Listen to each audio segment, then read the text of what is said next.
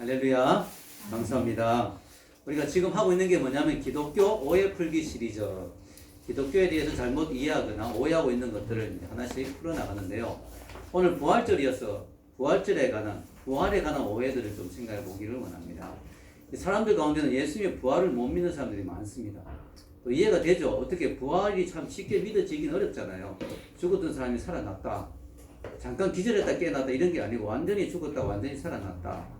이 예수님의 부활을 믿기 어려우니까 사람들이 아니 도대체 예수님의 부활이 일어나지 않았는데 왜 자꾸 부활했다고 이야기하는 거야? 이러면서 이제 사람들이 나름대로 이렇게 해서 사람들이 착각해서 부활했다고 생각한 게 아닌가.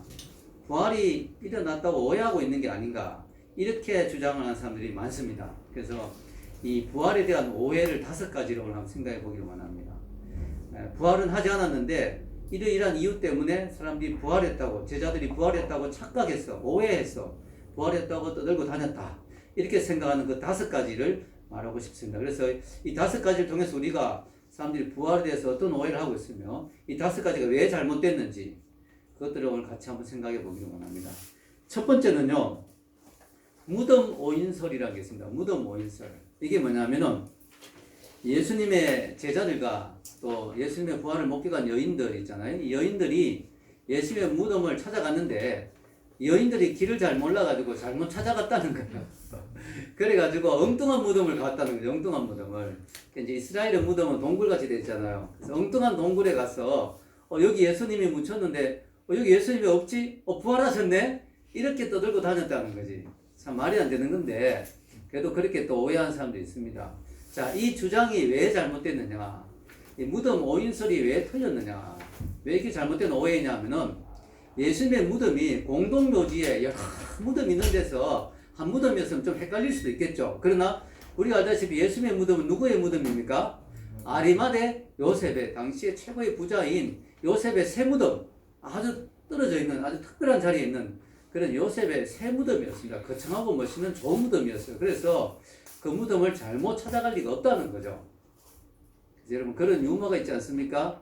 어떤 사람이 아리마대 요셉에게 예수님을 자기 무덤에 모시니까 야, 자네 제정신인가? 자네 좋은 그 새 무덤을 왜 저렇게 잘 모르는 낯선 사람에게 주는가? 그러니까 그 아리마대 요셉의 대답이 우리 주님이 3일만 빌려 쓰신다 했어. 라고 하는 그런 유머가 있습니다. 예, 우리 주님이 3일만 빌려 쓰신다 했어. 자, 여러분, 우리 요셉의 무덤이 아주 좋은 무덤, 새 무덤에 예수님을 모셨기 때문에 여인들이 헷갈려서 잘못 찾아갈 리가 없다. 그리고 성경에 보면 여인들이 예수님을 장사할 때 미리 보고 어딘지 무덤을 확인해 놓았다. 위치를 확인해 놓았다고 성경에 되어 있습니다. 그리고 또 중요한 것은 뭐냐면 여인들이 예수님의 무덤에 갔을 때 무덤에 이미 그 날이 밝아서 어두컴컴한 상태가 아니었다. 그래서 날이 어두웠으면 잘못 찾았다. 이런 상황도 아니라는 것이죠. 또 중요한 것은 예수님의 제자들이 여인들의 이야기를 듣고 예수님 부활했어 하면서 막 뛰어갔죠, 무덤으로. 그럼 제자들조차도 장소로 헷갈렸을 리가 있느냐 하는 것이죠. 여인들이 헷갈렸다면 제자들은 잘 찾았겠죠. 그러면 여인이 엉뚱한 무덤을 이야기했으면 제자들이 이거 아니다, 이 무덤 아니다 이렇게 했을 텐데 제자들도 바로 달려가고 없다는 걸 확인했죠.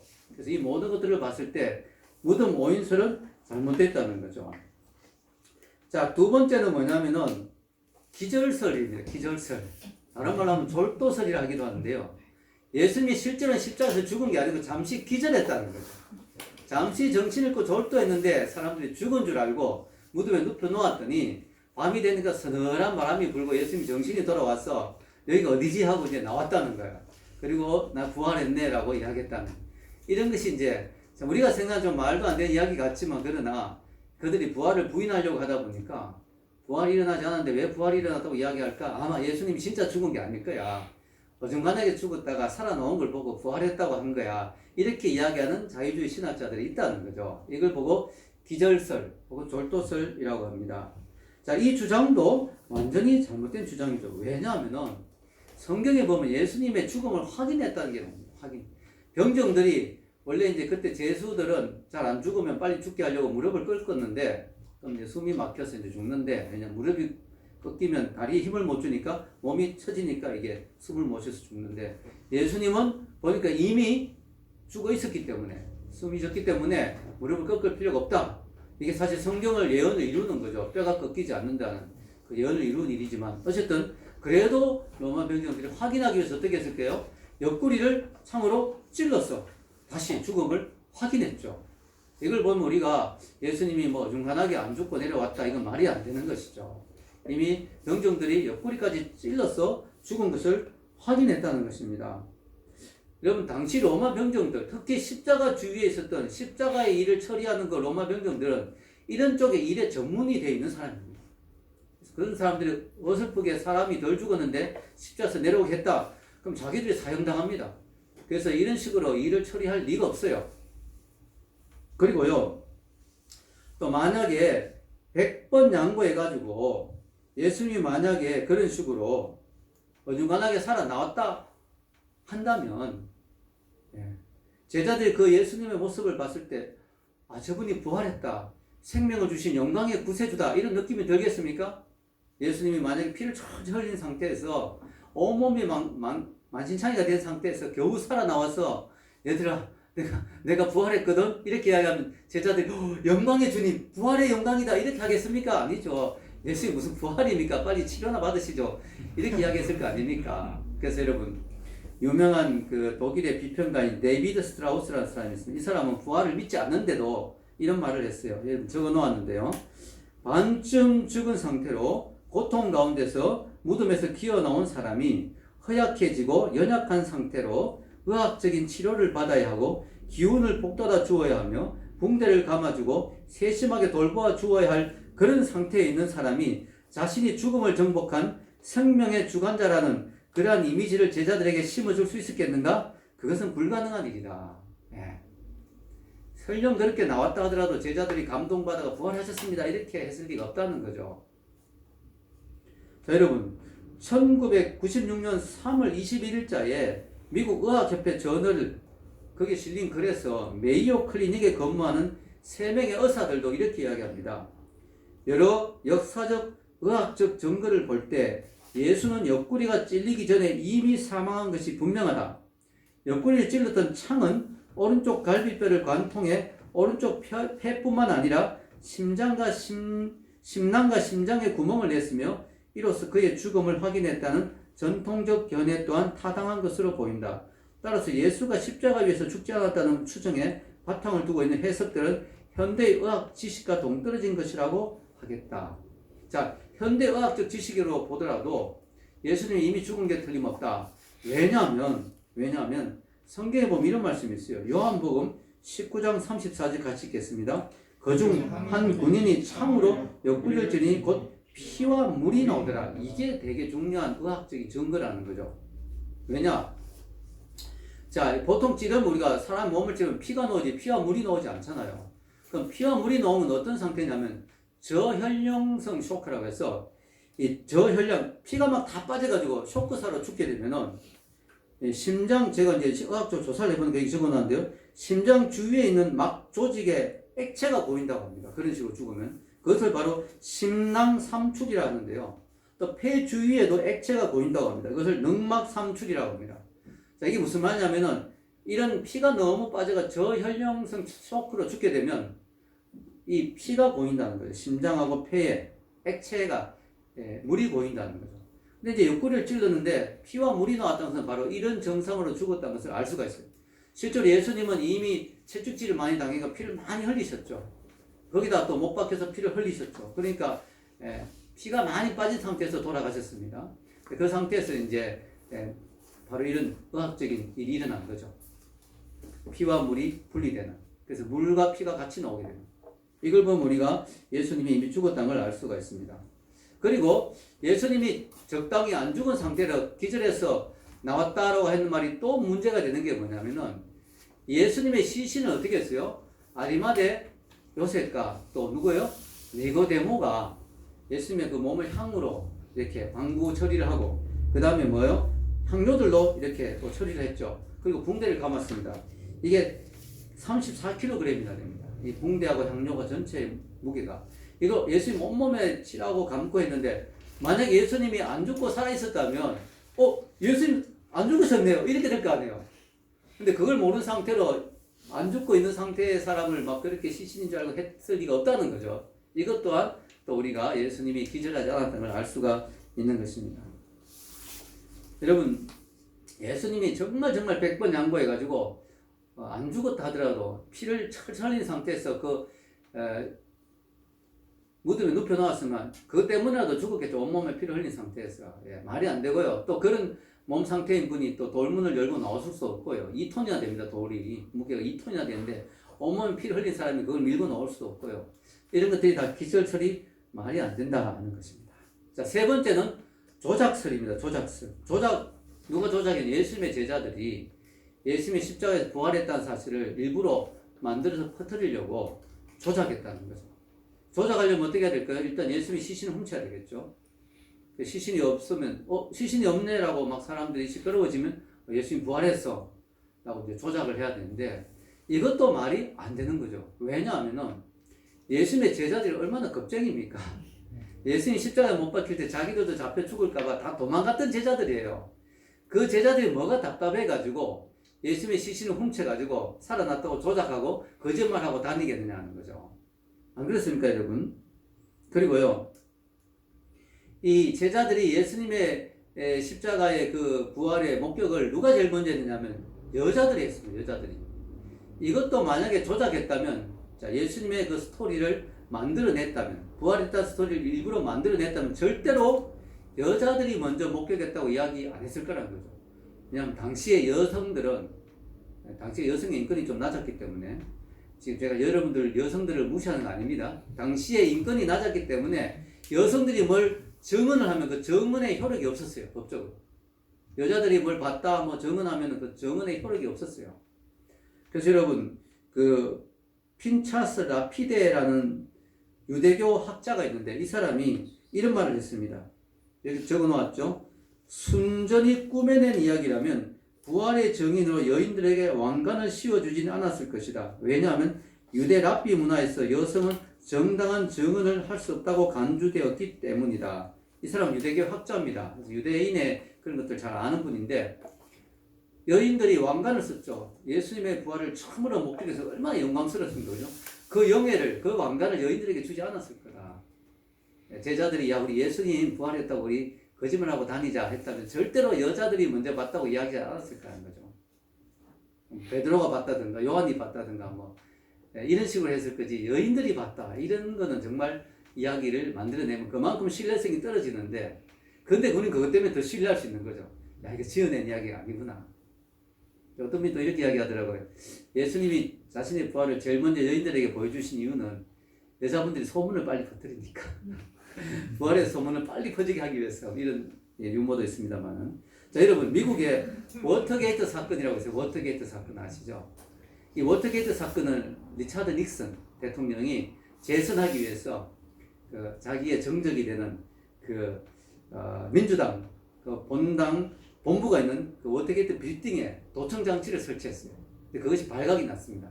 처음에는 막 몰랐다 그러고 막 거짓말 하다가 그게 탄로대가 결국은 뭐예요? 사임을 하게 되는 미국의 대통령이 참 사임을 하게 된 초유의 사태가 일어난 거죠. 그게 유명한 워터게이트 사건 아닙니까? 이때 이제 그 닉슨의 법률 보좌관이었던 찰스 콜슨이라는 분이 있습니다. 이분이 이 일로 감옥에 들어가게 됩니다. 근데 놀랍게도 하나님의 은혜 가운데 이분이 예수님을 만나게 돼요. 인생의 고난을 겪으면서 예수님을 만나게 돼가 책도 쓰고 유명해졌습니다. 뭐 born again이라는 책도 쓰고 이분의 그 거듭남이 가짜가 아닌 게 이분이 감옥에서 나오고 난 뒤에도 그 교도소에 있는 분들을 위한 그런 협회를 만들어서 평생을 헌신하고 귀하게 인생을 살다가 몇 년 전에 돌아가셨어요. 근데 그분이 남긴 말 중에 이런 말이 있어요. 찰스 콜슨이 닉슨의 워터게이트 사건이 터졌을 때 닉슨의 보좌관들이 모여서 회의를 했다는 거예요. 야, 이 대통령이 다치면 큰일이다. 우리 이런 일 몰랐다고 대통령이 몰랐다고 우리 거짓말하자. 우린 대통령을 보호해야 돼. 이렇게 이야기했다는 거예요. 그래서 한 10명 정도 된 사람들이 입을 맞췄다는 거예요. 대통령은 몰랐던 걸로 하자. 사실은 대통령이 다 지시한 건데 그래서 입을 다 맞췄는데 이 10명이 미국의 최고의 엘리트들이었고 법률을 전공한 아주 그런 최고의 학자들이었어요. 최고의 그 공부를 한 사람들이었어요. 엘리트들이었어요. 법이 뭔지를 아는 사람들이고 어떻게 하면 법망을 빠져나가는지 아는 사람들이에요. 근데 이들이 모여서 의논을 하고 그 다음에 끌려가서 조사를 받았잖아요. 신문을 당하는데 거짓말이 18일 만에 들통이 났어요. 왜 그럴까요? 생명의 위협을 받았던 것도 아니에요. 근데 뭐냐면 거짓말이기 때문에 입을 아무리 맞춰도 들통이 나게 된다는 거예요. 거짓말은 아무리 입을 맞춰도 뭔가 어긋나는 게 있잖아요. 거짓말은 따로따로 신문에 보면 말이 안 맞는 게 있잖아요. 거짓은 결코 오래 갈 수 없다는 거예요. 왜 이런 이야기를 그분이 하냐면 이분이 예수님을 믿고 나한테 하는 말이 뭐냐면은 미국의 최고의 엘리트 집단인 그 법률가들이 입을 맞춰서 했는 그 거짓말이 18일을 못 넘겼다. 그렇다면 2000년 전에 갈릴리의 무식한 어부들이 조작해가지고 예수의 부활을 사기치고 가짜로 거짓말했다면 어떻게 그것이 2000년 동안 덜통 안 나고 지금까지 올 수 있겠느냐 이거죠. 진실이었기 때문에. 진실은 미사 여부를 필요로 하지 않는다. 진실이었기 때문에 그것이 지금도 덜통나지 않고 지금도 가짜로 탄로나지 않고 지금도 진실로 받아들여지고 지금도 사람들에게 받아들여진다는 것입니다. 여러분, 제자들이 부활을 조작했을 가능성에 대해서 폴 알타우스 교수는 다음과 같이 이야기합니다. 읽겠습니다. 당시에 많은 사람들은 예수의 빈 무덤에 관하여 매우 많은 관심을 두고 있었다. 그러므로 예수의 빈 무덤이 만약 거짓이었다면 예수의 부활은 단 하루도 아니 단 몇 시간도 예루살렘 사람들 사이에서 논쟁의 대상이 될 수 없었다. 그런데 한동안 예수님의 제자들이 훔쳐갔다는 훔쳐가서 막 했다는 그런 이야기들이 좀 떠돌긴 했어요. 왜냐하면 성경에 보면 경비병들이 시신이 없어졌습니다니까 대제사장은 당황해가 돈을 막 주면서 야 너희들이 제자들 훔쳐갔다고 거짓말하고 다녀 이렇게 이야기 시켰거든요. 그래서 그것 때문에 사실은 한동안 그런 소문이 돌기도 했다는 거예요. 그 자체가 사실은 예수님의 제자를 훔쳐가지 않았던 증거죠. 왜냐하면 진짜 훔쳐갔다면 돈을 주고 경비병의 입을 막으려고 할 리가 없겠죠. 자, 네 번째는 환상설입니다. 환상설. 여러분 사람이 뭘 너무너무 그리워하거나 보고 싶으면 환상을 볼 수 있잖아요. 그래서 이 환상설은 뭐냐면 예수님의 제자들이 심신이 극히 피곤한 가운데서 예수님의 죽음을 부인하고자 하는 그런 강렬한 열망과 또 예수님이 너무너무 그립고 보고 싶은 그 마음이 합쳐져 가지고 예수님 앞에 있는 것처럼 헛개비를 봤다는 거예요. 환상을 봤다는 거예요. 예수님이 사신 거 아닌가? 예수님이 막 환상을 봤다는 거죠. 너무 보고 싶으면 여러분 헛개 보일 수도 있잖아요. 이게 또 말이 안 되는 게 뭐냐면은 그 예수님이 부활했다를 봤다는 사람이 한 명밖에 없다면 그 말이 돼요. 너무 그 사람이 막 그냥 심신이 미약해져가 환상을 봤어. 그런데요. 예수님의 부활을 한꺼번에 목격한 사람이 최고 많은데 몇 명까지? 500명이 넘는 사람이 한꺼번에 환상을 볼 수 있습니까? 동일한 환상을 500명이 넘는 사람이 한꺼번에 같은 장소에서 동일하게 볼 수 있느냐? 불가능하죠. 심리학자들은 3명 이상이 동시에 똑같은 환상을 볼 확률은 제로다. 그렇잖아요. 네. 어떻게 똑같은 환상을 3명 이상의 사람이 동시에 볼 수 있습니까? 그건 불가능한 일이거든요. 근데 성경에 보면 예수님이 부활하셨다는 것들을 본 사람들이 참 많고 동시에 본 사람들도 참 많죠. 제자들도 동시에 보고 여자들도 같이 보기도 하고 또 엠마오를 간 제자들도 예수님의 부활을 보기도 하고 성경에 보면 예수님이 부활하신 다음에 한 12차례 정도 나타났습니다. 12차례 정도 여러 사람이 나타났는데요. 재밌는 건 40일 동안에 계속해서 그 일이 일어나고 40일 딱 지나자 그 환상이 딱 사라진 거예요. 승천하셨으니까. 네, 그것만 해도 우리가 예수님이 환상이 아닌 줄 알겠죠. 환상이었으면 그 이외에도 가끔씩 환상 본 사람이 나와야 되는데, 그죠? 딱 40일 동안은 집중적으로 나타나다가 그 현상이 딱 40일 지나니까 아무도 환상 본 사람이 없어. 네, 여러분, 중요한 것은요, 이 예수님의 부활을 목격한 그 사건, 이 사건이 그냥 보기만 한 게 아니고 예수님과 같이 대화도 하고 같이 식사도 하고 고기 구워 막 먹잖아요. 만져보기도 하고 너 만져봐라 내 몸을 도마에게. 이게 헛개비나 환상일 수가 없는 거죠. 직접 만나서 대화도 하고 만져보고 같이 식사도 하고 이게 이상한 환상일 수가 없는 것이죠. 그래도 예수님을 너무너무 그리워하고 삼하다 보면 잘못된 게 보일 수 있지 않나? 근데 이게 틀렸던 게 어떻게 갔었냐면 바울 같은 경우에는 예수님을 전혀 사모하지 않았거든요. 근데 바울 눈에 예수님이 부활해서 나타나셨죠. 예수님이 부활했다는 것을 우리는 확신할 수가 있습니다. 자, 5번째 마지막으로 도적설이에요. 도적설. 이거 뭐냐면 도적질에서 훔쳐갔다. 누가? 유대 당국이나 로마 당국이 예수님의 시신을 훔쳐갔는데 제자들이 시신이 없는 걸 보고 예수님이 부활했다 이렇게 떠들고 다녔다는 거죠. 이것도 말이 안 되죠. 왜냐하면 진짜 유대 당국이나 로마 당국이 어떤 사정이 있어서 훔쳐갔다 하면 그래서 무덤이 비었다고 하면 그것까지는 그럼 인정해. 그럼 예수님이 나타난 건 어떻게 설명할까? 예수님이 나타나는 건 어떻게 설명할까? 그리고 로마 당국이나 유대 당국이 예수님의 시신을 훔쳐갈 이유가 없죠. 왜냐? 그 사람들은 지금 제자들이 예수님 부활했다고 떠들고 다녀서 골치가 아픈데 지금 자기들이 예수님의 시신을 훔쳐갈 리가 없죠. 그리고 만약에 어떤 사정이 있어서 예수님의 시신을 딴 데 갖다 놓았다면 제자들이 막 부활했다고 떠들고 다니면 야 부활은 무슨 부활, 예수님의 시체가 여기 있다면서 예수님의 시체를 그적대기에 실어가지고 리어카 같은데 수레 같은데 얹어가지고 마차 같은 데 얹어가지고 한 바퀴 예루살렘을 한 바퀴 돌기만 하면 그날로 기독교는 없어졌어요. 봐라 예수가 여기 죽어서 누워있지 않느냐 하고 시체를 마차 같은 데 태워가지고 사람들 다 보게 해서 예루살렘 동네 한 바퀴만 돌면 그날로 기독교는 없어졌습니다. 근데 아무도 그렇게 하지 못했어요. 왜냐? 예수님이 부활했기 때문에. 보여줄 시신이 없는 거지. 부활해버리셨는데. 아멘? 예. 그래서 여러분, 예수님에 대한 이 오해 5가지. 예. 제자들이 뭐 훔쳤다, 로마 당국이 훔쳤다, 여자들이 무덤을 잘못 찾아갔다, 환상을 봤다, 예수님이 기절에다 깨어났다. 이 모든 것들이 다 오해라는 거죠. 예. 부활에 대한 오해다. 그러면 예수님이 살아나셨느냐? 그렇죠. 살아나셨죠. 리차드 리스는 이런 말을 합니다. 여기 적어 놨는데요. 증거가 있음에도 불구하고 부활은 일어나지 않았다고 믿는 것은 부활이 일어났다고 믿는 것보다 더 큰 믿음을 필요로 한다. 예. 부활이 일어났다고 하는 증거들이 너무 많은데 그 증거들 다 무시하고 부활이 안 일어났다고 믿으려면 더 큰 믿음이 필요하다. 여러분, 예수의 십자가 사건 이후에 그 다음에 일어난 사건들이 너무 놀라운 거예요. 부활이 중간에 없었다면 도저히 설명할 수 없는 일들이 많죠. 예를 들어 저는 부활을 확신할 수 있는 첫 번째가 바로 제자들의 변화죠. 제자들의 변화. 저에겐 이거였습니다. 저는 부활을 확신했던 가장 큰 증거가 저에겐 이거였어요. 우리 교회 희창에도 이것 때문에 변화됐는데 예수님의 제자들이 갑자기 제자들이 딱 3일 만에 예수님 부활을 전하는 사람으로 바뀌었다는 거죠. 이거는 도저히 부활이 아니고 설명할 수가 없어요. 한 사람도 아니고 그 모든 제자들이 예수를 배신한 가룟 유다만 빼고 11명의 제자들이 전부 다 부활을 전하다가 순교의 길을 가잖아요. 요한만 빼고 요한은 자연사. 왜냐? 예수님이 나중에 밤못 쓰면서 요한계시록을 쓰게 하기 위해서 살려주셨는데 어쨌든 예수님의 나머지 모든 제자들 그리고 12제자 아닌 다른 제자들도 다 거의 다 당시에 부활을 전하다가 순교했다는 거예요. 순교. 그럼 여러분 생각해 보십시오. 제자들이 예수의 부활을 목격하지 않았다면 이렇게 목숨 걸고 예수님의 부활을 전하다가 순교할 리가 없다는 거죠. 만약에 제자들이 부활을 전해서 그걸로 돈을 벌었다든가 부활을 전해서 그것으로 높은 대우를 받았다든가 큰 벼슬을 누리게 됐다면 그걸 노리고 부활을 전할 수도 있겠죠.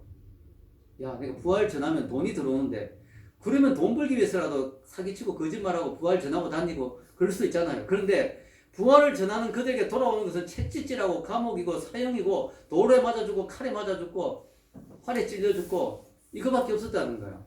그런데도 그들은 길을 쓰고 부활을 전하고 다녔다는 거야. 왜냐? 그들이 목숨을 걸었다면 거기엔 이유가 있어야 되는 거죠.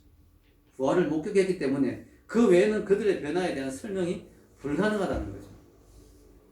마이클 거리는 그들의 변화에 대해서 다음과 같이 물어봅니다. 자, 여기 보면 읽겠습니다.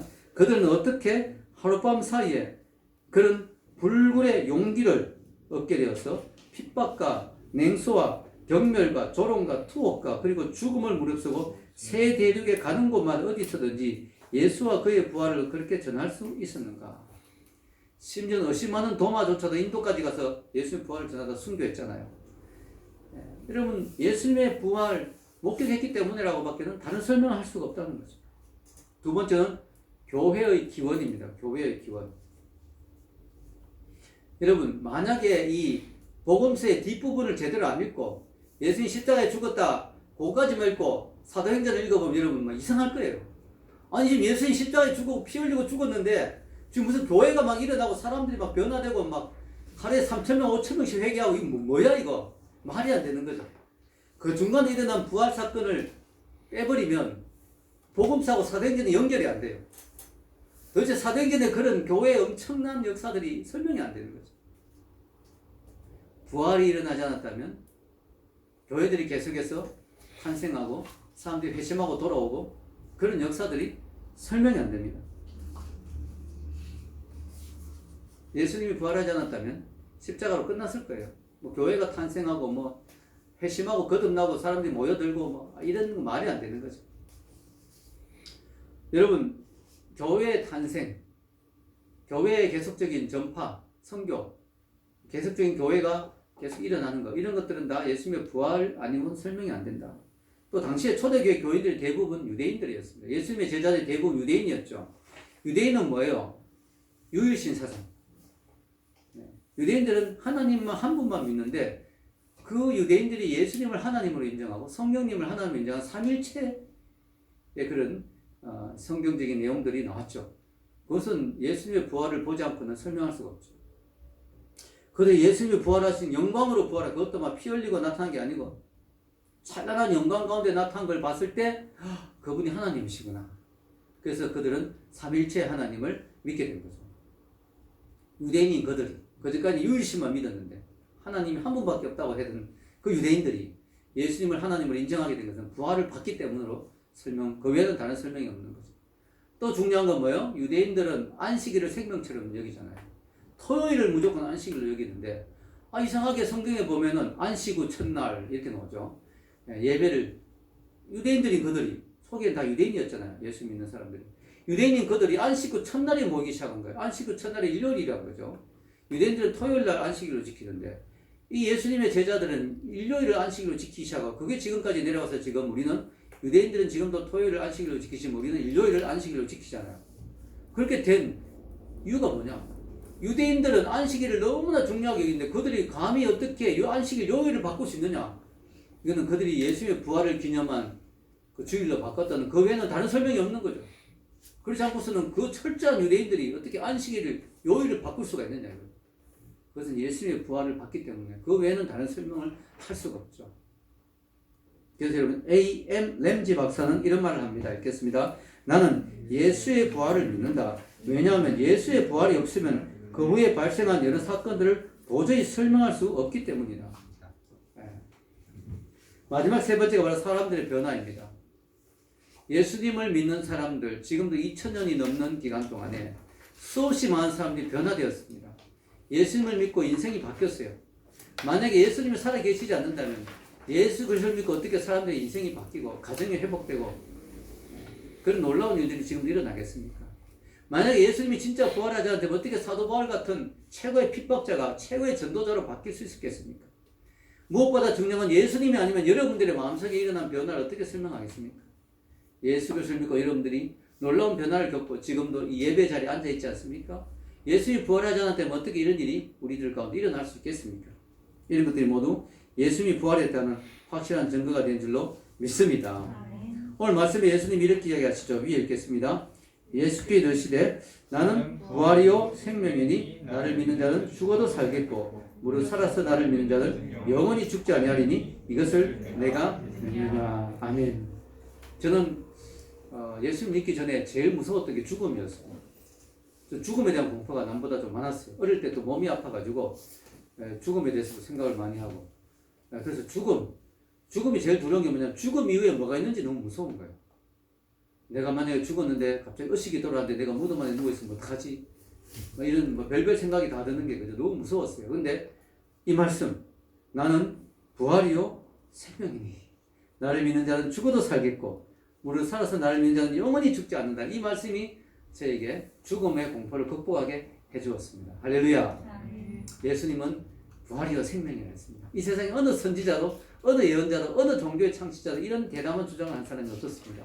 나는 부활이요 생명이다. 나를 믿는 자는 죽음의 문제를 해결할 수 있다. 그래서 예수님이 끝에 이렇게 말씀하시죠. 이것을 내가 믿느냐. 오늘 이 질문 예수님이 부활절에 우리에게 다시 하십니다. 이것을 내가 믿느냐. 예수님이 부활이요 생명인 것을 너는 믿느냐. 이 질문에 아멘으로 답한 여러분들이 되시기를 주의 이름으로 축원합니다. 기도하겠습니다.